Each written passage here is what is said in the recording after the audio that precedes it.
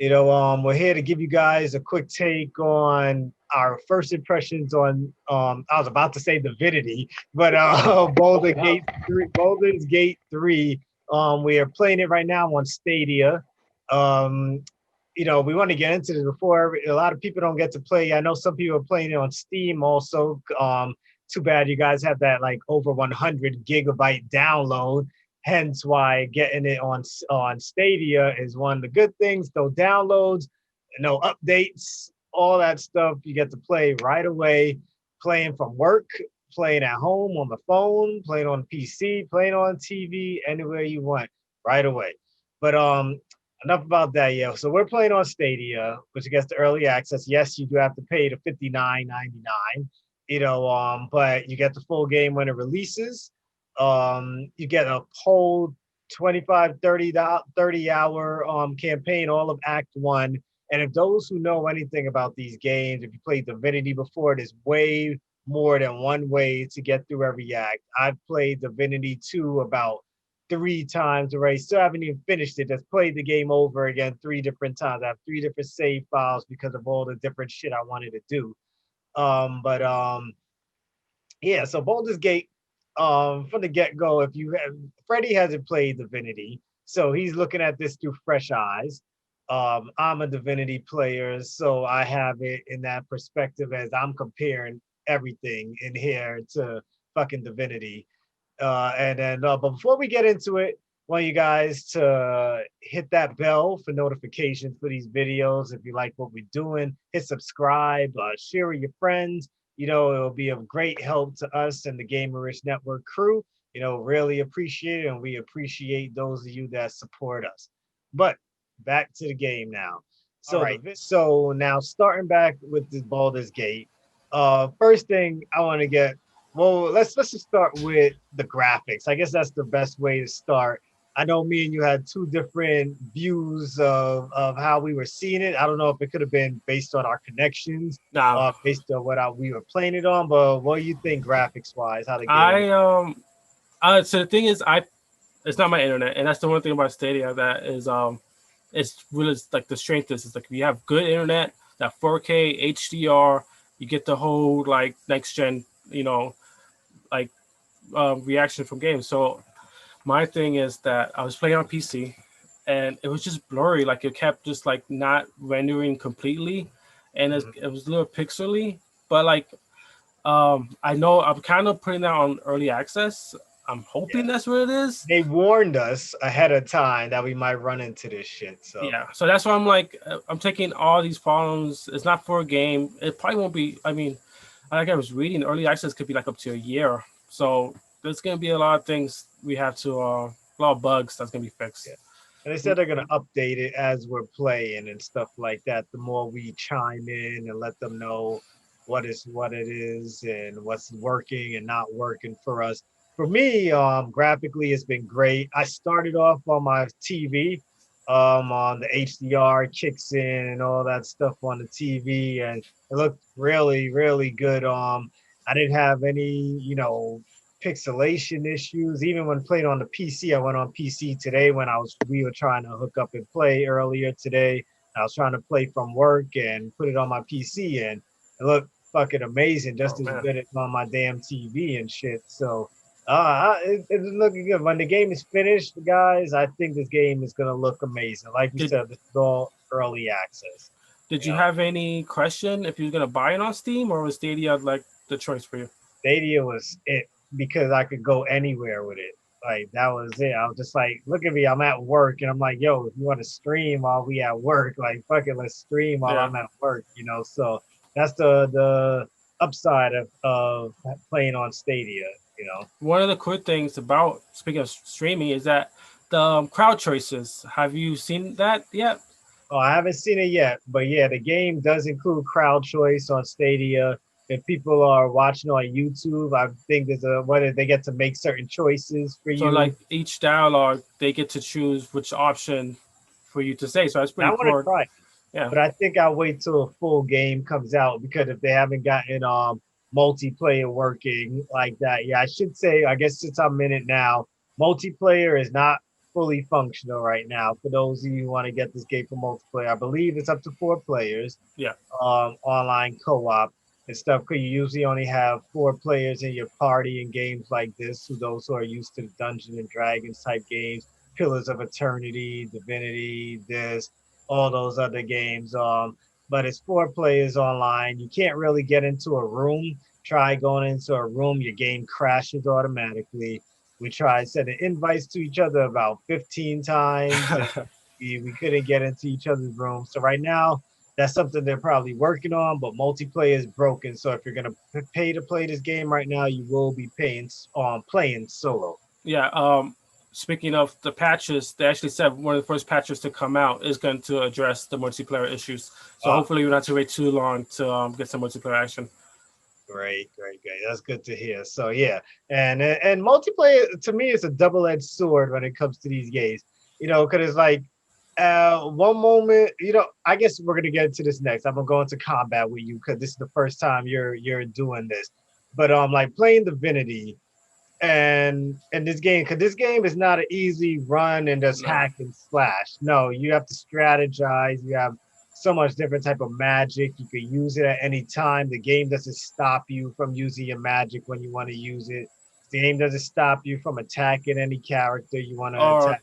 You missing, know, because there was times where, like, again, like, it doesn't hold your hand, and there was times where, like, I would attack the floor on accident, thinking that, like, they wouldn't let me do that. They wouldn't let me just shoot the floor. They were like, no, you can't do that. But like, I would just like accidentally shoot the floor, and they're like, you missed, and then I would just like die the next time. So it's like I they're know, definitely yeah. not holding your hands. It took me a minute because some action, like most of the time the buttons were the same as Divinity, but there's other times I'm just I had to get used to like how to get my reticule over the enemy and things like that again because I haven't played Divinity in quite some time, but it does feel familiar for those who have played it. It's the same buttons, the Well, same button I layout. was gonna ask you. I'm mostly playing on PC with the mouse and keyboard, and you're I'm playing not. with the controller. So like, what's like to me? Like, I try going to the controller, and it feels too stiff. If that makes sense. I feel like I actually have more like accuracy with the keyboard, which I'm surprised because I love my controllers. It feels good. Well, like I told you, because we text about this, and it's familiar to me because it's just I've played all the other games in this category with the control. Yeah. So the controller just felt it was just like, hey, these are all the same buttons. There was no going to the fucking menu and like what does what. L2 goes to let you choose in the radio if you want to check your map, your quest, same as Divinity. You switch between enemies with RB or L1 or R1, whatever you want to call it. You skip your turn by holding down B. All those buttons are all the same. So for people like me and Mo who put hours and hours, hundreds of hours into Divinity, this was just uh this is just us getting into a game that we know. Just the difference here now is maybe the is a Dungeon Dragon type game. They did the dice rolls. They even do this when you die, Yeah. where you roll the dice and see if you're gonna come back to life, depending on what you roll, and depending on what your character's skill is your likelihood of getting a good rollout or a bad rollout, which I love about the game. What type of character did you start out with though? A warlock. I figure it's D&D. Might as well go warlock. I could be a sword and shield guy in every other game. What It's, type of race? um, NORAD. I think it's yeah, it started with an N. I don't know how to pronounce it, but like, it was like she was like Can't pronounce specific. my race either. Yeah, she was she's like a magic user. So I figure, Oh, so you went with a female too? yeah. Yeah, I started with a female, human, half elf, also a warlock, and the name of her tribe it was something Nick Marmonick or some shit like that, like some weird ass name. But my girl looks cool. I realized the girl that I started with in the game, the first NPC that we meet, actually is the same race as me. So that was like is cool. And actually, if you pick that class also too, like you're able to read certain things in the ship. Like in the beginning of the game, they start us off in the ship, there's like a certain language, and my character could read that language due to her intelligence level and stuff like that. You had that type of problem? Are you able to read everything in the ship? Nah, I would miss some stuff. I think that's pretty cool though, like that. I'm really liking the dice roll and like seeing it, like you need a 10 and like you Yeah. get, and like I think that adds something to this game of like that Yeah, it's chance. making me want to teach my kids to play Dungeons and Dragons now, even Yeah. though the board game says wait till they're like 8 or 10 years old. And like me and my son, like I could play with my son, but my son, his imagination only goes but so far because all he cares about is fucking Fortnite, and board games. He feels like I force him to play these Dungeons and Dragons games and shit, which I kind of do. I'm just like, come on, let's play some Dungeons and Dragons. But my younger twins have like this huge imagination, and I know they could tell me like the most random shit, and I'm just like, you know what, whatever, roll the dice and Let's go let's see for it. Yeah. if this is gonna work out for you or not. So I'm excited. Like this really put me in Dungeons and Dragons mode. I was But yeah, go ahead. I was gonna say, from all the characters you met so far, is any of your favorite? Do you have any favorites? I've only met one, only two characters. That's it. I'm still in the beginning, man. Like I said, you're further than me. I don't know where you're at. Remember, I was bitching at you yesterday. I couldn't even get off the ship Yeah. until I realized that there's a jump action, and I forgot that sometimes you have to just go in your menu, and look for the actions and the jump. And for about 40 minutes, first off, guys, character creation took me about 30 minutes alone. Like there's so many options for character creation, from your regular class to your subclass to what type of powers you want to what type of intelligence you want, and strength and all that stuff. God, the character creation is limitless, just like they promised us it would be. So I can't even get mad at them for that. And they also made you. I don't know. Was this is probably leading to it further in the story, but beating like your opposite, like what you find Oh yes, desirable. I don't yes, know where that's going, but that yeah. was no. They let you choose the type of companion you will love to fall in love with or dream about. And I made mine another girl, so my character is gonna be gay. Whatever. If that's what she's into, then whatever. Like I figured, like if I'm gonna just half human, half elf, I'm gonna fall in love with a fucking elf female. So I got that going for me. What was your opposite? Saying Um, it was it was a female. But I'm just wondering what that's going. I don't know if she's gonna be a character in the game or if she's gonna be like gotta a dream, like dream character, because they're very like somebody you would dream of, you know. So I'm curious. I be. never seen that in a game where they're like, this is Yeah, gonna first be. time they did that, because they didn't do anything like that in Divinity. So that's a nice surprise. We'll see if maybe we're able to get married and shit like in Elder Scrolls and shit like that. In Divinity, there was falling in love with people. You can make your characters, your teammates fall in love and people around you, but I never had any type of interaction which we like had kids or fell in love or had a house together and shit like that. Elder Scrolls I levels type. know that I haven't played Divinity, but it reminds me a lot so far of Mass Effect and the companionship and like the fireplace when you stay the night and rest and like having the characters to talk to, very like Mass Effect Finding Bioware. what's going on in their lives Yeah. like that. Yep. Has a lot of that, just like Divinity, man. Like it's gonna hook you. Wait and see. Like, so like since you never played any game like this, like what's your initial thoughts? Like, do you see yourself going full force with this game when it's fully released, or is something there that's holding you back? Like what's your thoughts right now? So far they don't. This is Border Gates 3, so this is the third one. I think the entry level is a little tough. They throw a lot of shit at you, and of course you go on YouTube and look at videos and like brush up on it. But like some of the spells, I didn't know what they did until I used them. The action where you could move, but then you could also use an action, so it could be a hide, a jump. That was like it's just a lot up front. It's like here, this A is the lot of game. strategy. This is And why another most thing, of us play these games, and man. another thing is there's no holding of your hands. Like I died so much in this game so far, more than But I've died in most games, and and like it was a little frustrating because I'm like, am I doing something wrong? Am I not understanding the way they want me to play it? but I think, like you said, a strategy. It's not a you don't run in there and just attack. You need to like advantages, strategize, and like it took me a while to finally like understand that like this is not just a hack and slash. This is not a mobile game. This is like real shit, and like you need to be prepared. So that was a little like it took a while, but like I honestly I love it, and I kind of want to play now. Yeah, I'm gonna go to it when we're done. I'll probably get on there if I don't go back to Crash. I was just playing some Crash before we started, but playing with my kids, teaching them. Actually, guys, I'm gonna do a stream probably Friday. I'll just throw this out there where I play Crash Bandicoot 4 with my children. We're gonna pass and play, and we're gonna see how far I get with my kids, Nice. my twins, my 5-year-olds. See how well I've trained them on Crash Bandicoot by Friday. So I'm gonna just throw that out there. We'll be streaming. I'll figure out a time and let everybody know. But on top of that, when it comes to this game, like there's a few changes that they did that aren't other than the dice rolls that aren't in Divinity.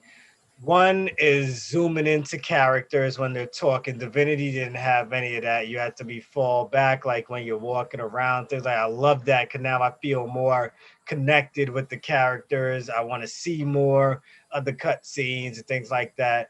Um, Giving your character like a voice. Like I think if you created a character in Divinity, you didn't have much of a voice as compared to here.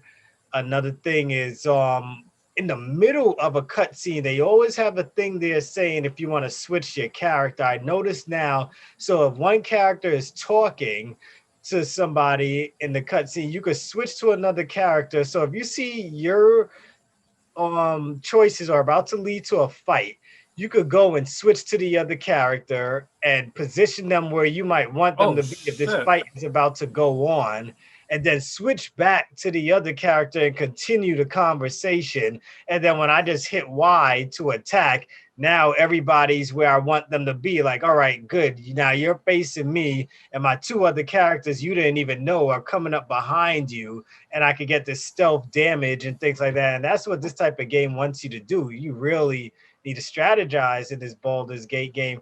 And unlike someone like me who loves to be able to choose his difficulty levels, they don't let you right now. They're not letting you choose your Yeah, difficulty. I was looking for that option. I couldn't find it. Yeah, right now it's just stuck on normal. And in Divinity games, normal is hard. I play on normal, even on easy. If you go way further in the world and try and explore things and you didn't do what you need to do and level up the way you should level up in Divinity, you're gonna get your ass handed to you. Mo could tell you, me and him are stuck in one area because we can't figure out how to get past these enemies because we just fucking explored too much, and now we're fighting people like 5 levels higher than us, and we're getting our asses handed to us. And that's when we stopped playing Divinity. I still got my single player file, but I didn't think of going back to it. But the way this game forces you to strategize is great. The graphics are great, guys. Like if you love real-time strategy, Baldur's Gate 3, even when you guys finally get it, for those who don't have Stadia, those who don't have Steam, this is gonna be worth it. Yeah. Is there anything else you want to add? I was Like, gonna ask you just because you keep bringing up Divinity. Do you think that could be a negative that it's so closely compared to that people will be like, "Is this just like Divinity 3.0?" You know, like what do you think about that?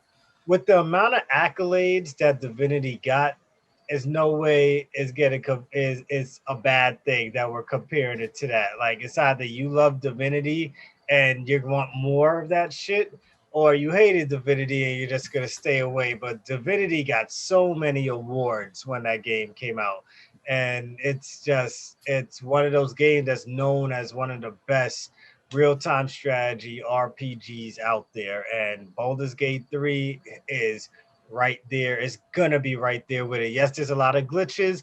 It's still early access, not a lot of things. You can't play multiplayer right now, like we said from the get-go. But Baldur's Gate, if you're playing by yourself right now, you will not be disappointed. Guarantee it. Yeah. You guys are gonna love this fucking game. Love this fucking game. You Yeah. know? I think that it's a great game so far. Early access. I haven't ran into anything game breaking. No major bugs. It feels, other than the multiplayer, Yeah. I haven't seen anything that made me like, okay, this is early access. It feels like a legit game so far. Yep. But unless you got anything to add, man, these are our first impressions. I guess when we're further into the game, we'll come back and give you guys some more. But Maybe when we touch up multiplayer, we'll yeah, do another one. multiplayer, we'll come back and give our multiplayer impression. But until then, guys, thanks for tuning in. Once again, like, subscribe, comment if you have anything to say. Peace out. So yeah.